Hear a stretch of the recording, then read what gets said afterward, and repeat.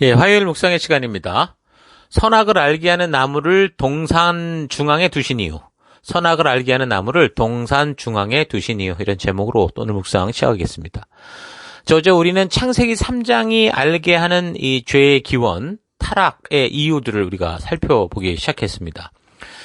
오직 성경만이 분명한 이 죄의 정의, 죄가 무엇인지를 말해주고 있다고 했는데요.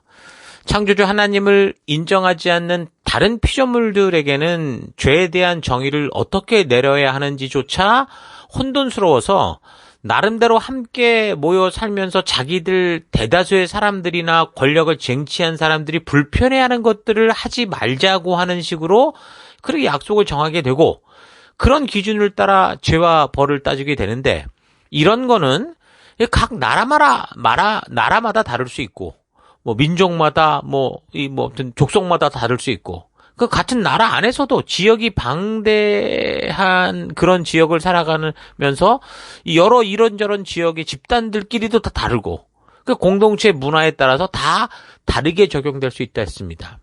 그러니까 하나님이 아니고서는 이 죄라는 것에 대해서 절대적인 정의를 내릴 수 없다는 거죠.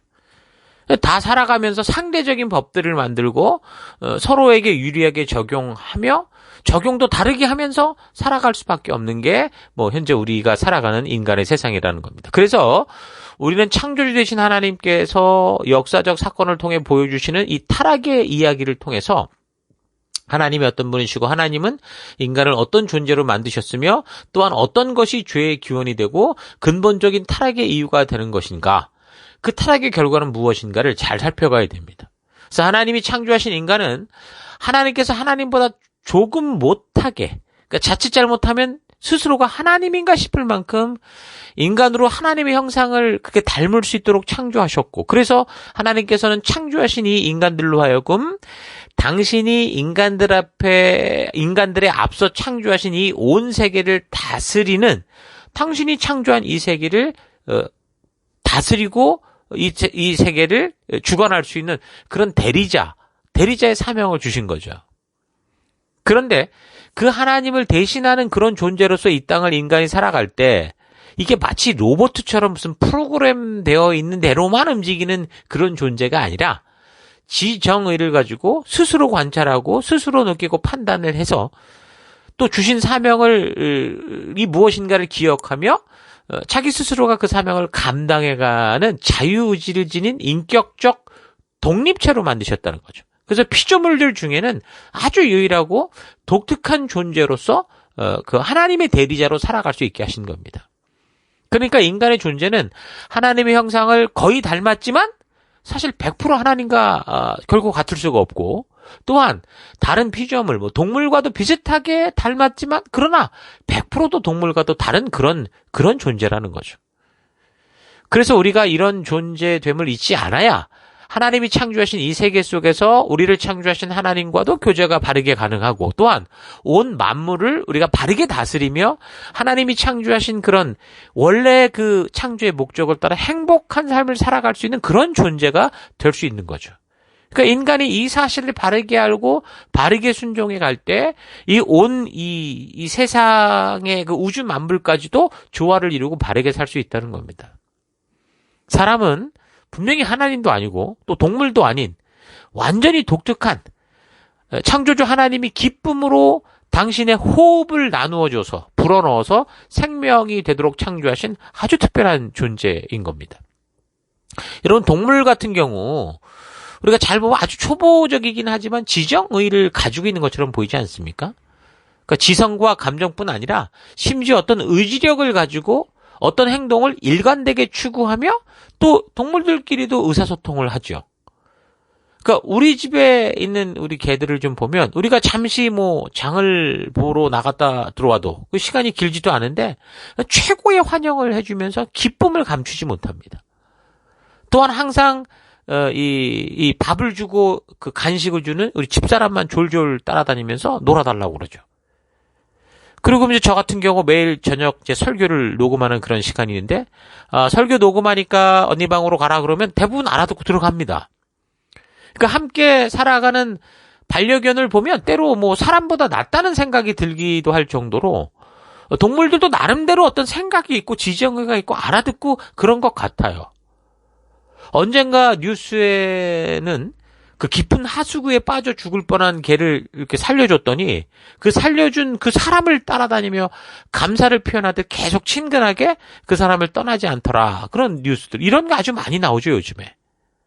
또한 좀 시간이 됐는데 지난 2018년 6월 19일에 46세의 나이로 사망한 코코라고 하는 고릴라가 있었는데요.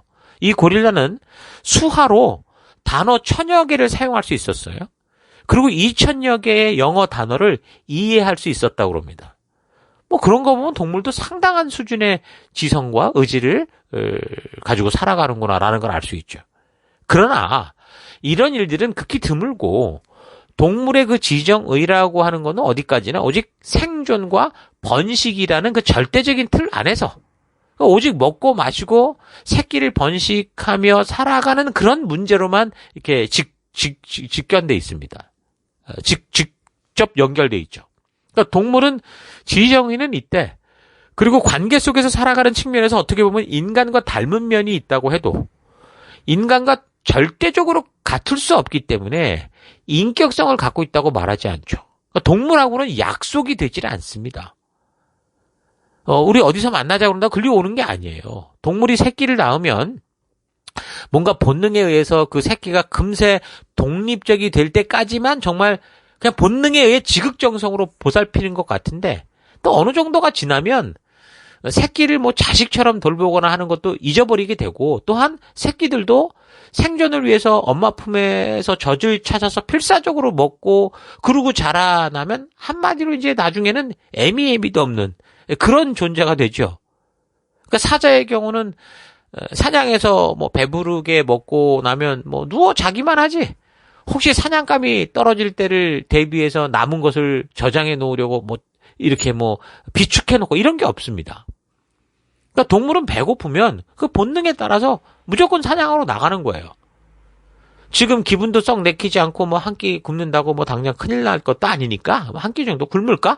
그런 생각은 아예 하지 않는다는 거죠. 그냥 본능에 따라 배고프면 움직일 뿐이지 그러니까 자의적으로 생각하고 어떻게 선택해서 행동한다고 말할 수는 없습니다. 그러니까 사자도 분명히 사냥하러 가려고 의지적으로 작정을 해서 결행을 했지만 그것은 다만 본능이라는 이미 프로그램된 규칙을 따라 움직인 것이지 스스로 선택을 한 것이 아니기 때문에 동물도 마치 자유의지가 있는 것처럼 보이지만 절대 그런 건 아니라는 거예요. 또 한 가지 대표적으로 동물이 그 본능의 프로그램에 따라 움직이는 예가 번식을 위해서 교배할 때라고 보는데요. 그러니까 교배 시기가 되면 어떻습니까?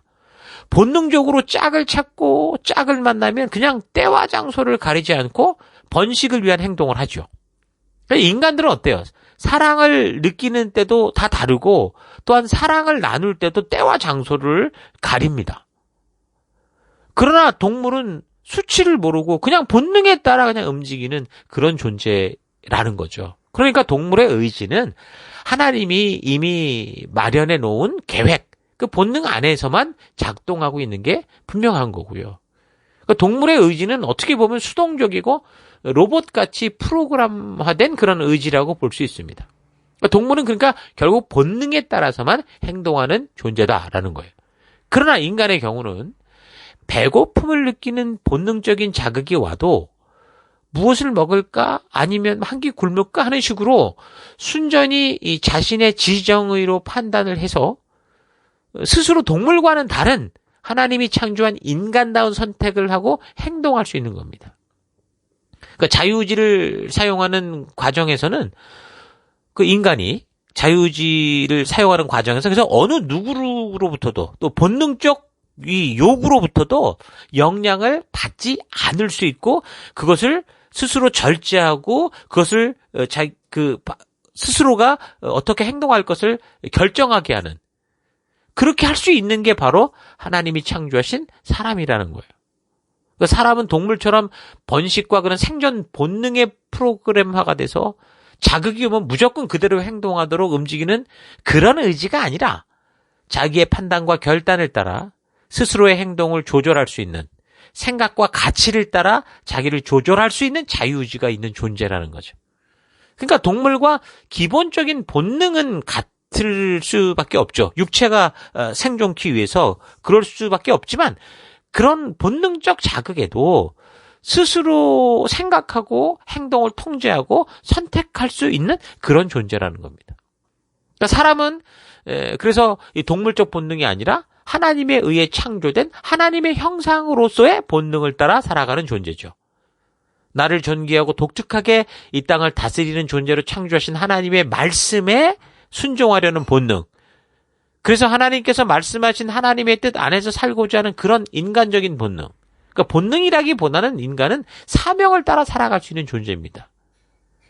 사람은 돈보다 삶의 목적을 더 중요한 존재의 이유로 받아들이는 그런 삶을 살아갑니다. 그러니까 결론적으로 인간은 하나님을 닮았지만 전능하시고 절대적인 하나님과 견줄 수는 없고 동물과 비슷하지만 그러나 동물과는 비교도 되지 않는 아주 존귀한 존재라는 거죠. 그런데 요즘 얼마나 많은 사람들이 본능에 충실하게 살아가라 그렇게 말을 합니까? 하나님은 우리에게 본능을 주었어도 본능을 따라 살아가라고 말하지 않고 사명을 따라 살아가라고 말하는데 근데 많은 사람들이 오늘날 본능에 충실하라고 그렇게 얘기를 합니다. 그러니까 세상 사람들이 말하는 본능이라는 것이 하나님이 주신 사명에서의 그 인간이 감당할 그런 본능이 아니라 그냥 말 그대로 동물적 본능, 먹고 마시고 번식하려는 사실 번식도 아닌 이 성적인 욕구를 감추지 않고 그냥 동물처럼 표현하고 자기가 원하는 대로 살아가는 그런 삶을 살라라는 의미가 강하잖아요. 그럼 그런 사회가 어떤 사회가 되겠어요? 정말 양복을 갖춰 입고 있는지는 모르지만 그냥 그건 완전히 동물의 왕국, 약육강식의 세계가 되고 만다는 겁니다. 그러니까 하나님은 인간을 창조하실 때 인간을 완전히 하나님과 같은 존재로 만들거나 또는 동물이나 그 일방적인 프로그램화된 그 로봇 같은 존재를 만들지 않았다고 그랬습니다. 그러니까 대신에 하나님과 인격적 영으로 교통하여 그분의 뜻을 알 수 있고 또 자신의 지정의를 동원해서 하나님의 뜻대로 하나님의 원하는 대로 하나님이 우리를 창조하신 그 말씀의 가치를 따라 스스로 결단하고 행동하고 이 땅을 다스릴 수 있는 그런 존재로 만드셨다는 거예요. 하나님도 아닌 동물도 아닌 그러나 하나님의 형상을 닮은 너무도 소중한 존재로 우리를 창조하시고 그런 지위를 주신 겁니다. 그러니까 이런 모습에 대해 시편 기자가 어떻게 고백을 하느냐. 시편 8편 4절 사람이 무엇이기에 주께서 이렇게까지 생각하여 주시며 사람의 아들이 무엇이기에 주께서 이렇게까지 돌보아 주십니까? 주께서는 사람을 하나님보다 조금 못하게 지으시고 그에게 영광과 존귀와 왕관을 씌워주셨습니다. 주께서 손수 지으신 만물을 사람이 다스리게 하시고 모든 것을 사람의 발 아래에 두셨습니다. 크고 작은 온갖 집짐승과 들짐승까지도 하늘에서 나는 새들과 바다에서 노니는 물고기와 물길 따라 움직이는 모든 것을 사람이 다스리게 하셨습니다. 이렇게 고백하죠. 다른 번역본에서는 천사보다 조금 못하게 하셨다 그렇게 번역을 했는데 지금 읽어드린 표준 새 번역에서는 뭐라고 합니까? 하나님보다 조금 못하게 지은 그런 영적인 존재로서 이 하나님이 창조하신 땅에서 하나님의 대리자로 서 있는 것이 인간이요. 인간의 사명인 것을 알 수 있죠. 동물도 로봇도 아닌 스스로 자유의지를 가지고 자기의 뜻을 따라 선택하며 자율적으로 창조주 하나님의 뜻을 따라 살아갈 수 있는 그런 존재로 하나님께서 인간을 만드시는 겁니다. 그런 인간의 입장이니까 자칫 생각을 조금 잘못하면 그 스스로가 하나님인가 싶을 만큼 착각을 일으킬 수 있는 그런 위대한 존재였다라는 거예요. 그 하나님과 인격적 관계가 가능한 존재요. 온 세상을 하나님을 대신하여 다스리는 존재니까 스스로가 하나님께서 만드신 피조물이다라는 사실을 망각해버리면 인간은 충분히 자기 자신을 하나님과 동기동창으로 자기를 신처럼 착각할 정도로 대단한 존재였다라는 거예요. 하지만 인간은 뭐예요? 하나님을 닮았으나 하나님이 아니라 피조물일 뿐이었죠. 인간은 전지전능하지도 않고 무소부지하지도 않고 영적인 존재이면서도 영적인 세계를 보지 못하는 존재입니다. 그러니까 사람이 지닌 자유의지는 마치 하나님과 같아 보일 정도일 수 있지 모르지만 무엇이든 마음대로 할 수 있고 책임질 수 있는 정말 절대자 하나님이 가지고 있는 그런 절대적 자유의지가 아닌 분명히 제한된 자유의지를 갖고 있는 그런 존재라는 거죠. 그래서 하나님께서는 에덴 동산에서 그 선악을 알게 하는 나무를 그렇게 특별히 지정하셨고 그것을 먹지 말라라고 명하심으로 해서 인간 스스로가 자유의지를 가진 그래서 마음대로 행할 수 있는 존재이긴 하나 그러나 이 인간인 나를 창조하신 그런 분이 계시고 우리는 그 분의 뜻대로 살아가는 피조물이다라는 것을 항상 기억할 수 있게 하신 거죠. 그러니까 선악을 알게 하는 나무에 여러 가지 해석을 달 수 있으나 가장 중요한 것은 바로 이러는 거예요. 하나님과 나와의 경계선을 깨닫게 하는 거죠. 에덴 동산에 다른 과일은 다 먹을 수 있지만 다시 말해 이 땅의 모든 만물을 하나님 대신하여 다 다스릴 수 있으나 선악과는 먹지 말라. 다시 말해서 나는 하나님의 피조물로 하나님의 뜻을 따라 그 사명을 따라 살아가는 존재다라는 것을 잊지 말라라는 게 바로 그런 의미였죠. 그러니까 선악을 알게 하는 나무는 인간에게 자신의 인간의 정체성을 잊지 않도록 하는 그런 나무였습니다. 그래서 하나님이 어떤 분이시고 어떤 의도로 이런 일을 하셨는지 분별하지 못하고 그저 세상의 일반적인 신관을 가지고 판단하려고 하면 하나님이 왜 다 알면서 선악을 알게 하는 나무를 만들어서 왜 인간을 고생시키냐? 이런 식의 질문으로 삐져가는 거고 그러니까 하나님을 알고 하나님의 진실한 뜻을 알면 이런 질문이 얼마나 사실 어리석고 스스로 하여금 하나님을 바르게 보지 못하게 하는 사탄의 음모가 있는 질문이다라는 것을 분명히 알 수 있게 되는 거죠. 자, 이런 사실 잊지 마시고요. 오늘 하루 나도 하나님을 바르게 알지 못하고 그 오해함으로 해서 하나님께서 선악과를 만든 이유들로 인해 하나님을 오해하고 자칫 그릇된 생각에 빠져 있지는 않았는가 좀 잘 되돌아봤으면 좋겠습니다. 하나님은 인간을 너무 소중한 존재, 이 땅에서 하나님을 대신하여 하나님처럼 다스리며 살아갈 존재로 창조하셨죠. 그렇다고 무슨 프로그램된 대로 움직이는 그런 로봇이나 본능에 따라 생존과 번식만을 위해 움직이는 그런 동물처럼 만들지 않으셨습니다. 스스로 생각하고 판단하고 행할 수 있는 그런 지존하시는 그러니까 스스로 존재하시는 하나님처럼 만든 거죠. 하나님을 닮은 너무도 대단한 존재지만 전혀 하나님과는 완전히 다른 그런 존재예요.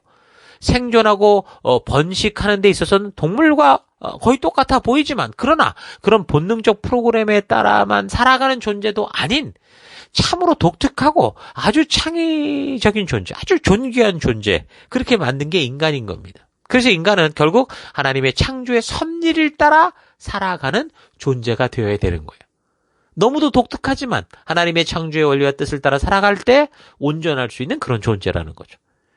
하나님의 지혜를 닮은 대단한 능력도 인간에게 있어서 자칫 마치 스스로가 모든 것을 다 아는 전지한 존재인 것처럼 착각을 할 수도 있습니다. 그래서 하나님은 선악을 알게 하는 나무를 지정하셨고 그 실과를 먹지 않도록 명령하심으로 하나님이 누구시고 인간은 어떤 존재인지 이걸 분명히 잊지 않게 하신 거죠. 근데 요즘도 얼마나 많은 사람들이 이 세상의 지식을 조금 많이 안다고 해서 얼마나 교만하게 스스로 하나님 행세를 하려고 합니까? 하나님을 이해해야 하나님을 믿을 수 있다는 이 생각이 피조된 인간이 가진 그 교만의 극치요 자신을 하나님이라고 착각하는 그런 불법인 겁니다.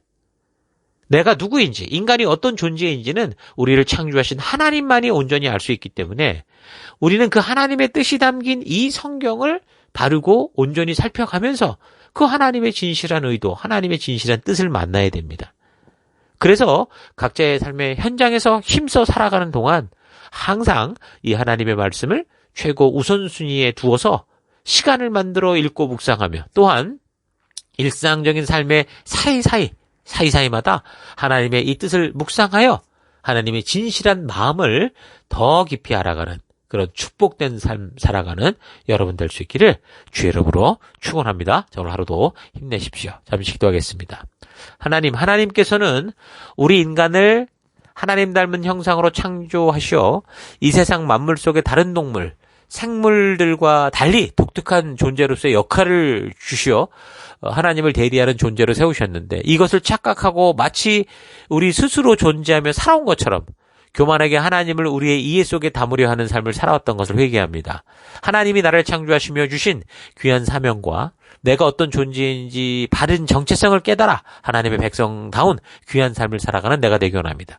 우리를 하나님보다 조금 못하게 그런 귀한 형상으로 창조하여 이 땅에 있게 하시며 우리와 동행하시고 교제하여 주시는 우리 하나님 감사드립니다. 하나님, 우리 선악과의 이 나무를 볼 때, 창세기의 이 기록을 통해 볼 때 우리는 참 존귀하고 위대한 존재이나 하나님일 수 없고 우리는 동물과 닮은 존재이지만 동물이 아닌 하나님의 대리자요, 하나님이 주신 사명을 따라 살아가는 그런 존재라는 사실 잊지 않고 우리 각자가 살아가는 보내는 삶의 더 곳곳에서 하나님이 나를 창조하신 이 창조의 목적을 따라 살아가는 우리가 될 수 있도록 인도하여 주옵소서. 그 길로 인도하시고 이끄신 하나님 감사드리고 예수님 이름으로 기도했습니다. 아멘.